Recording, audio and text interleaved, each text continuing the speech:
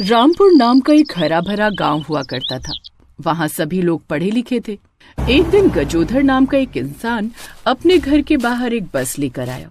उसकी पत्नी बाहर आई। अरे ये क्या, आज आप मालिक की बस घर लेकर चले आए? अरे ममता, ये मालिक की बस नहीं है, हमारी बस है। मैंने सेकंड हैंड बस खरीद ली है। अब मैं खुद की बस चलाऊंगा और खूब सारे पैसे कमा लूंगा। अरे वाह, ये तो बड़ी खुशी की बात है। अगले दिन गजोधर ने सुबह सुबह अपनी बस गांव के चौराहे पर खड़ी कर दी। तभी वहां पर एक लग्जरी एसी बस आकर खड़ी हो गई। वो बस मनोहर की थी और मनोहर खुद ही उसे चलाता था।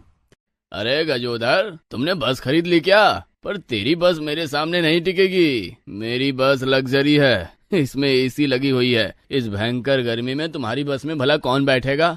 अरे मनोहर भाई, मेरे पास इतने पैसे नहीं थे कि मैं नई एसी बस खरीद सकूं। खैर, धीरे धीरे वहां पर सवारी आना शुरू हुई। सारे लोग एसी बस में ही चढ़ने लगे। तभी एक आदमी ने गजोधर की खटारा बस देखते हुए कहा, अरे गजोधर, इस एसी बस के सामने तुम्हारी खटारा बस नहीं चल पाएगी इस भयंकर गर्मी में। अरे आप लोग उस गरीब आदमी से बात मत करो, जल्दी से बैठो, निकलते हैं। रास्ते में ठंडी ठंडी एसी की हवा खाना। धीरे धीरे लगभग सारे लोग एसी बस में चढ़ गए। गजोधर का पहले दिन ही चेहरा उतर गया।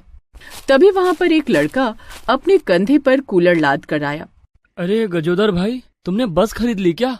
चलो, ये अच्छा हुआ, मुझे कूलर की डिलीवरी देने जाना है, मुझे छोड़ दो। अरे हाँ, क्यों नहीं रौनक भाई, आओ आओ बैठो, तुमने तो मेरी बहुनी ही कर दी। मनोहर तो अपनी एसी वाली बस लेकर निकल गया। सारे लोग एसी बस के अंदर बैठकर मजे ले रहे थे। वाह वाह वाह, क्या बात है। अगर ये एसी बस ना होती तो इस गांव में बड़ी दिक्कत होती इस भयंकर गर्मी में। अरे बिल्कुल सही कह रहे हो बेटा, इस गर्मी में ये बस हमें नैनीताल की याद दिलाती है। ऐसा लगता है हम नैनीताल या कश्मीर में हैं। मनोहर बस चला रहा था। लोगों की बातें सुनकर उसे बहुत अच्छा लग रहा था। वहीं दूसरी तरफ गजोधर की बस में सिर्फ एक लड़का बैठा था। अरे गजोधर भाई, तुम परेशान मत हो, अभी पहला दिन है ना, धीरे धीरे आपकी बस में भी लोग बैठने लगेंगे। हाँ रौनक भाई, उम्मीद तो यही है। वैसे तुम्हारा कूलर वाला धंधा कैसा चल रहा है? जब से गर्मी का सीजन शुरू हुआ है तब से मेरा काम बहुत अच्छा चलने लगा है। मैंने तो खुद का गोदाम, खुद की दुकान भी खोल ली है। अरे वाह, ये तो खुशखबरी वाली बात है। तो इस तरह पहले दिन गजोधर को सिर्फ एक सवारी मिली। रात को वो अपना उदास चेहरा लेकर घर आ गया। अरे आप उदास क्यों होते हो? भगवान हमारी कभी न कभी सुनेगा ही। पहले दिन से ही आप राजा नहीं बन जाओगे। ममता, मुझे राजा नहीं बनना, बस हमारी दाल रोटी ढंग से चलती रहे और अगर किसी को जरूरत हो तो मैं उसकी मदद कर पाऊं। इससे ज्यादा मुझे कुछ कमाना ही नहीं है। देखना, आपकी इसी सोच की वजह से आपका धंधा एक दिन बहुत अच्छा चलने लगेगा। ऐसे ही दिन बीत रहे थे, लेकिन गजोधर का धंधा चलने का नाम ही नहीं ले रहा था। उसकी बस पर कोई नहीं बैठता था। सारे लोग गर्मी की वजह से एसी वाली बस में ही बैठते थे। फिर अचानक एक रोज मनोहर बस अड्डे पर बैठकर अखबार पढ़ रहा था। अरे ये क्या हो गया, आज से पेट्रोल का दाम 100 रुपए और डीजल का दाम 90 रुपए हो गया है। अब तो मुझे भी टिकट का दाम बढ़ाना पड़ेगा। उसी दिन मनोहर माइक लेकर जोर जोर से ऐलान करने लगा, सुनो सुनो सुनो गांव वालों, आज से टिकट का दाम 50 रुपया बढ़ गया है, क्योंकि पेट्रोल और डीजल के दाम भी बढ़ चुके हैं। तभी वहाँ पर गजोधर भी अपनी बस लेकर आ गया। उसने दिमाग लगाया। उसने बिना माइक के अनाउंसमेंट करना शुरू कर दिया। आओ आओ गांव वालों आओ, मैंने अपनी टिकट का रेट बिल्कुल नहीं बढ़ाया है। जितना पहले था उतना अब भी है। एक बार मुझे भी सेवा का मौका दीजिए। इतनी भी गर्मी नहीं लगेगी मेरी बस में, खुली खिड़कियां हैं। जैसे ही बस चलेगी बाहर की ताजी ठंडी हवा आप सबको लगेगी। वैसे गजोधर भाई बिल्कुल सही कह रहे हैं। अरे अगर हम इनकी एसी बस में बैठेंगे तो आधी पगार तो किराए में ही निकल जाएगी। मैं घर वालों को खिलाऊंगा क्या? ठीक है गजोधर भाई, हम आपकी बस में आते हैं। हाँ, इन्होंने टिकट का दाम नहीं बढ़ाया है, इसलिए मैं अभी गजोधर की बस में बैठूंगी। मनोहर, तुम्हें टिकट का दाम नहीं बढ़ाना चाहिए था। क्यों नहीं बढ़ाना चाहिए? अरे तुम लोगों को क्या लगता है, अगर तुम लोग मेरी बस में नहीं बैठोगे तो मेरा धंधा चौपट हो जाएगा? अरे जब पेट्रोल डीजल के दाम बढ़ गए हैं तो मैं भी तो टिकट के दाम बढ़ाऊंगा ना। मनोहर, फालतू की बातें मत करो। पेट्रोल और डीजल के दाम में सिर्फ 20 रुपए की बढ़ोतरी हुई है, लेकिन आपने तो 50 रुपए बढ़ा दिए। चलो गजोधर, हम सब तुम्हारी बस में चलते हैं। आइए आइए, आप सभी का स्वागत है मेरी बस में। तो इस तरह धीरे धीरे सारे गांव के लोग गजोधर की बस में बैठ गए और वो बस लेकर चल दिया। तो इस तरह उस दिन के बाद गांव के सारे लोग गजोधर की बस में जाने लगे। 1 हफ्ते में ही गजोधर ने ढेर सारे पैसे कमा लिए। वो अपनी पत्नी के लिए अच्छा अच्छा खाने का सामान और ढेर सारी साड़ियाँ लेकर आया। ममता, तुमने बिल्कुल सही कहा था। भगवान के घर देर है अंधेर नहीं। अब तो उस मनोहर का धंधा ठप पड़ गया है और मेरा धंधा चलने लगा। गांव के सारे लोग मेरे ही बस में बैठते हैं। ये लो, मैं तुम्हारे लिए साड़ी लेकर आया हूँ। अरे वाह, बहुत खूबसूरत साड़ी है ये। और मैं तो भगवान से यही प्रार्थना करूंगी कि आपका काम ऐसे ही चलता रहे, क्योंकि आपके अंदर ईमानदारी है। ऐसे ही दिन बीत रहे थे। फिर एक रोज जब गजोधर सभी लोगों को बिठाकर बस में जा रहा था, तभी अचानक उसकी बस रास्ते में रुक गई। गजोधर ने इंजन खोलकर देखा तो गर्मी की वजह से उसमें धुआं निकल रहा था। एक तो पुरानी बसों में यही दिक्कत होती है, कब कहाँ रास्ते में खराब हो जाए कहाँ नहीं जा सकता। लगता है इंजन में कुछ खराबी आ गई है। अरे गजोधर, तुमने पुरानी बस खरीदी थी ना? ये तो होना ही था। अब हम सब रास्ते में अटक गए हैं। सबको काम पर जाने के लिए देर हो रही है। जल्दी से कुछ करो। मुझे भी समय पर दफ्तर पहुंचना है। वक्त पर ना पहुंची तो मेरा मालिक बहुत चिल्लाएगा। तभी वहाँ से मनोहर अपनी एसी बस लेकर गुजरा। अरे आओ आओ गांव वालों, जल्दी से मेरी एसी बस में बैठ जाओ, वरना आप सबको देर हो जाएगी। खटारा बस कभी भी धोखा दे सकती है, इसलिए इसकी बस में मत बैठना आज के बाद। हाँ, अरे बिल्कुल सही वक्त पर आए हो मनोहर। सारे लोग मनोहर की एसी बस में बैठकर चले गए। गजोधर आसपास किसी मैकेनिक को ढूंढने लगा। थोड़ी देर बाद वो किसी मैकेनिक को बुला कर लाया।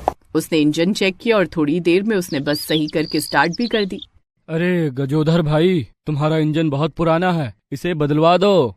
अरे भाई साहब, इसका इंजन बहुत महंगा पड़ता है। अभी मेरे पास इतने पैसे नहीं हैं, लेकिन आपका बहुत बहुत धन्यवाद कि आपने मेरा इंजन सही कर दिया। मैं कोशिश करूंगा जल्दी से पैसा इकट्ठे करके नया इंजन लगवा दूं। तो इस तरह गजोधर की बस एक बार फिर से चलने लगी। अगले दिन कुछ लोग एसी बस में बैठने लगे। अरे चाची, उसका टिकट बहुत महंगा है, आप मेरी बस में आइए ना, मैंने अपनी बस सही करवा ली है। अरे नहीं मनोहर, मुझे टाइम पर ऑफिस पहुंचना होता है। अगर धोखे से एक दिन भी लेट हो गई तो मालिक मुझे काम से निकाल देगा। अरे कोई बात नहीं गजोधर, कुछ लोग उस बस में जा रहे हैं और कुछ लोग तुम्हारी बस में भी आ रहे हैं। चलो, मैं तुम्हारी ही बस में चलता हूँ। तो इस तरह कुछ लोग गजोधर की बस में जाने लगे और कुछ लोग मनोहर की बस में। कुछ महीनों बाद मनोहर ने एक अनाउंसमेंट किया। गांव वालों, मेरी बात ध्यान से सुनो। गर्मी की छुट्टियां शुरू हो गई है। आप लोगों के लिए सिर्फ 50,000 रुपए में मैं नैनीताल की ट्रिप दे रहा हूँ। जल्दी से जाइए, अपने बच्चों को बताइए, ये समर वेकेशन की ट्रिप हमारी तरफ से आप सभी के लिए है। मनोहर, ये तो तुमने बहुत बढ़िया स्कीम निकाल दी। पहली बार हमारे गांव में कोई ऐसा कर रहा है। मैं कल ही अपनी टिकट बुक कर देती हूँ। हाँ हाँ, मेरा भी नैनीताल घूमने का बहुत मन था। मैं भी कल ही टिकट बुक कर देता हूँ मनोहर भाई। गजोधर भी अपनी बस लेकर वहीं पर खड़ा था। वो ये सब देख रहा था। अब तो इन गांव वालों की छुट्टी हो गई है। मनोहर ने तो बहुत अच्छा दिमाग लगा लिया, लेकिन मेरी बस तो खटारा है। मेरी बस में एसी नहीं लगी। मैं ऐसी ट्रिप चाहकर भी प्लान नहीं कर सकता। मनोहर अपनी बस के पास उदास चेहरा लेकर यही सब सोच रहा था। तभी उसके पास कूलर वाला वही लड़का रौनक आ गया। अरे गजोधर भाई, टेंशन ना लो, आपकी बस को मैं ऐसा बना दूंगा ना कि फिर आप भी ट्रिप प्लान कर लेना कश्मीर की। लेकिन बिना एसी की बस में इतना लंबा सफर कौन करेगा? अरे देखते जाओ मैं क्या करता हूँ। रात को रौनक अपने गोदाम से ढेर सारे कूलर उठाकर ले आया और गजोधर की बस की हर खिड़की में फिट कर दिया। अगले दिन, आओ आओ गांव वालों, सिर्फ 25,000 में नैनीताल का नहीं, कश्मीर की वादियों का लुत्फ उठाओ। तुमने तो कूलर वाली बस बना ली। ऐसी बस तो हमने आज तक नहीं देखी। चलो गांव वालों, इसकी बस में बैठकर देखते हैं। सारे लोग गजोधर की कूलर बस में आकर बैठ गए। वाह वाह, ये कूलर बस तो कमाल की है। मस्त झमाझम हवा रही है और मनोहर से आधे दाम में हम कश्मीर घूम लेंगे। गजोधर, अरे नैनीताल कैंसिल, हम सब तुम्हारे साथ कश्मीर चल रहे हैं। हाँ, तो इस तरह सारे लोग गजोधर की कूलर बस में बैठकर कश्मीर चले गए। वापस आकर उसने उन पैसों से नया इंजन लगवा लिया और उस दिन के बाद उसका धंधा खूब फलने फूलने लगा। अरे बाप रे, इतनी गर्मी में तो मेरी हालत खराब हो जाएगी। कितना पसीना चू रहा है। हाँ, यहाँ पर ठीक है। अरे बाप रे, यहाँ तो बहुत ठंड है। यहाँ तो मेरी बर्फ जम जाएगी। इससे अच्छा तो वही था। अरे बाप रे, यहाँ तो बहुत भयानक गर्मी लगने लगी। ये कहानी एक ऐसे श्रापित गांव की है जो गांव आधा आधा बटा हुआ था। आधे भाग में बहुत भयंकर ठंड पड़ा करती थी और दूसरे हिस्से में हर वक्त इतनी गर्मी पड़ा करती थी कि लोग बेहाल हो रहे थे। अरे कोई बचा लो रे भैया, अरे कोई बचा लो वरना हम स्वर्ग सिधार जाएंगे। तभी उस गांव में रहने वाले आदित्य ने उसे देखा और भागकर उनके पास आया। अरे चाचा क्या हुआ, कहाँ भाग रहे हो? अरे बेटा, मैं इस गांव में रिश्तेदारी में आया था, लेकिन जब से आया हूँ परेशान हो गया हूँ। इधर आता हूँ तो गर्मी, उधर जाता हूँ तो ठंडी। इतने में आदित्य को दूर कहीं पेड़ के पीछे एक लड़की दिखाई दी। आदित्य बिना कुछ बोले वहाँ से भाग गया। अरे बेटा सुनो तो, अरे कहाँ भाग रहे हो? अरे कोई तो मेरी मदद करो। इतना बोलकर गजोधर चाचा गांव की दूसरी तरफ भाग गए। वहीं दूसरी तरफ आदित्य भागकर पेड़ के पीछे गया तो एक लड़की उसका इंतजार कर रही थी। वो ठंड की वजह से कांप रही थी।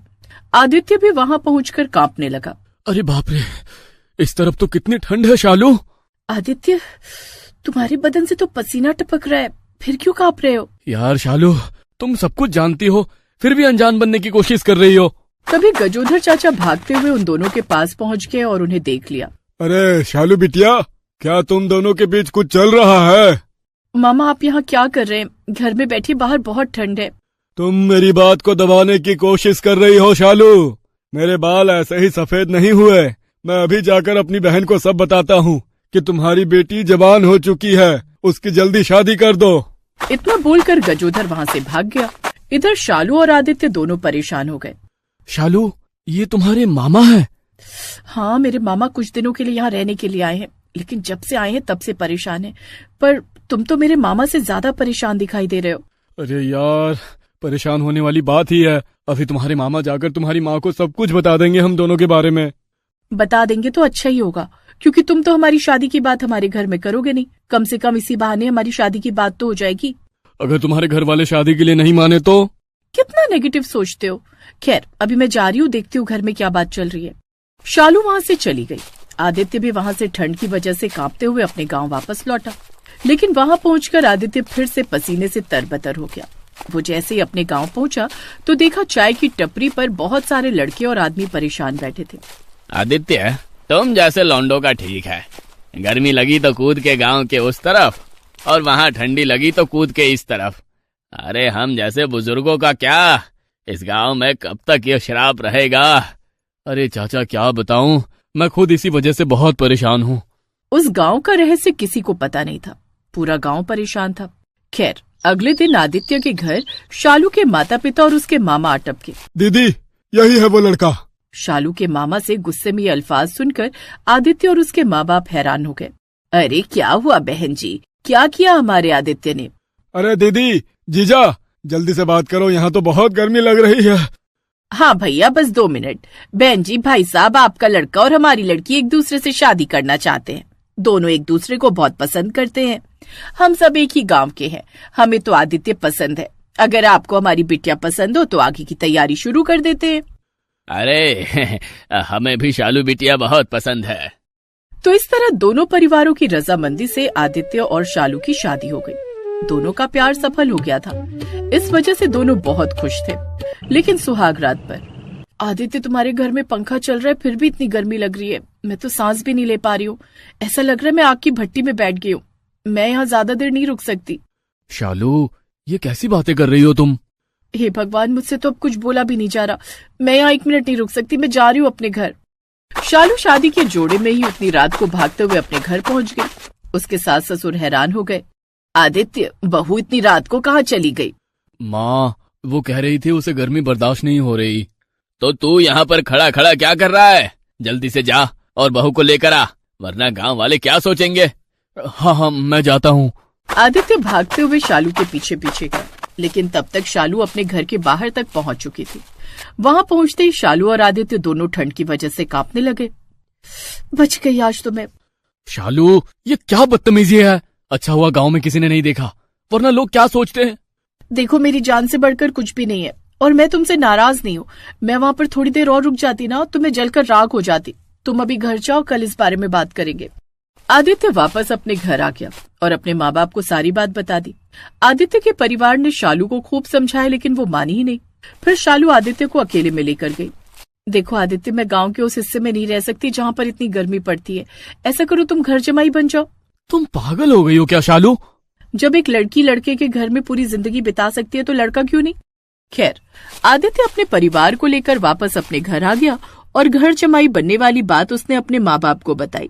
अरे बेटा, इसमें कौन सी बड़ी बात है, हम सब एक ही गांव में तो रहते हैं। दिन में तू काम पर चला जाता है, शाम को अपनी ससुराल चले जाना। इस तरह आदित्य अब शालू का घर जमाई बनने के लिए तैयार हो गया और वो अपना सारा सामान लेकर उसके घर पहुंच गया। सुहाग रात के समय आदित्य को बहुत जोरों की ठंड लगने लगी।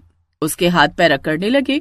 हे भगवान, मुझसे बोला भी नहीं जा रहा, मेरे जबड़े अकड़ गए हैं शालू। मैं ज्यादा देर यहाँ नहीं रुक सकता, वरना इस दुनिया से विदा हो जाऊंगा। मैं जा रहा हूँ अपने घर।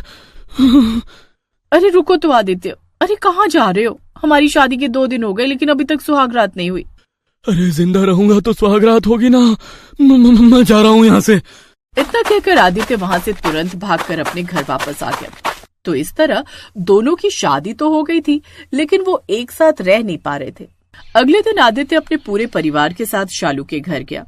आदित्य को इस घर में ठंड लगती है और शालू को आपके घर में गर्मी लगती है। ऐसे तो ये दोनों कभी साथ ही नहीं रह पाएंगे। अरे ये लोग तो क्या, मैं खुद इस गांव में नहीं रह पा रहा हूँ। इस गांव में ऐसा है क्या? भाई साहब, हमारे गांव में किसी को ये नहीं पता कि ये सब क्यों हो रहा है। बस हमें हमारे पूर्वजों ने इतना बताया है कि ये गांव शापित है। अरे तो पहले बताना चाहिए था ना।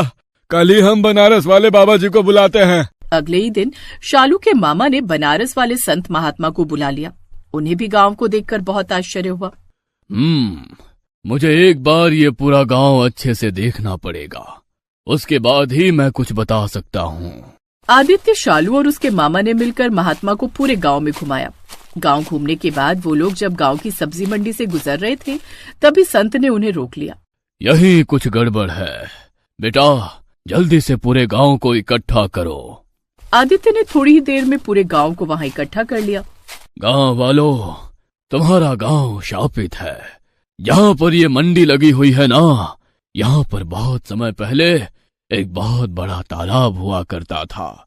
मैं सही कह रहा हूँ या नहीं? धन्य हो महाराज, आप तो बिल्कुल सही कह रहे हैं। मेरे दादाजी के जमाने में यहाँ पर एक बहुत बड़ा तालाब हुआ करता था, फिर पता नहीं वो कैसे गायब हो गया। वो तालाब हजारों साल पुराना था। उस तालाब में बहुत सारी रंग बिरंगी मछलियां भी थीं। फिर तुम्हारे गांव वालों ने अपने लालच के लिए उस तालाब के ऊपर मिट्टी डालकर सब्जी मंडी बना डाली। एक लालच की वजह से सारी मछलियां तड़पती रहीं, लेकिन तुम लोगों को तरस नहीं आया। फिर उसमें से जो मछली सबसे बड़ी थी उसने गांव वालों को श्राप दिया। गांव वालों, जिस तरह मैं और मेरा परिवार तड़प रहे हैं वैसे ही तुम्हारा गांव आने वाली पीढ़ियों तक तड़पता रहेगा। गांव के एक हिस्से में इतनी ठंड रहेगी कि तुम लोग बर्दाश्त नहीं कर पाओगे, वहीं दूसरी तरफ इतनी गर्मी रहेगी कि वो भी बर्दाश्त नहीं कर पाओगे। पूरी जिंदगी इधर से उधर भागते रहोगे और हमारी तरह ही तड़पते रहोगे। न मर पाओगे न ढंग से जी पाओगे। बाबा, हम अपने पूर्वजों की गलतियों की क्षमा मांगते हैं। क्या इसका कोई उपाय नहीं है?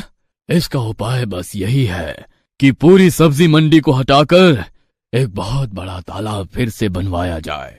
उसके बाद आसपास गंदे तालाबों में जो मछलियां तैर रही हैं उन्हें सुरक्षित यहाँ लाना होगा और हर दिन उन्हें खाना पीना खिलाना होगा। 1 महीने तक हर दिन हवन कराना होगा और हर दिन सभी गांव वालों को एक साथ उन मछलियों के लिए क्षमा याचना करनी पड़ेगी। इसके बाद ये श्राप हट सकता है। मैं पूरी कोशिश करूंगा। तालाब बन जाए तो बता देना, मैं हवन करने आ जाऊंगा। गांव वालों ने किसी तरह उस सब्जी मंडी को वहां से हटवाकर दूसरी जगह लगवाया और उसकी जगह एक बहुत बड़ा तालाब खुदवा दिया। फिर आसपास जो भी गंदे तालाबों में मछलियां थी उन्हें उठाकर ले आए और उनकी खूब सेवा की। संत महात्मा ने बहुत बड़ा हवन भी किया। पूरे गांव ने मिलकर सभी मछलियों से माफी भी मांगी। हर दिन पूरा गांव यही करता था। 1 महीने बाद वो गांव श्राप से मुक्त हो गया। वहां पर भी अब हर जगह की तरह मौसम साधारण होने लगा। अब शालू आदित्य के घर खुशी खुशी रहने लगी और फाइनली उनकी सुहाग रात भी हुई।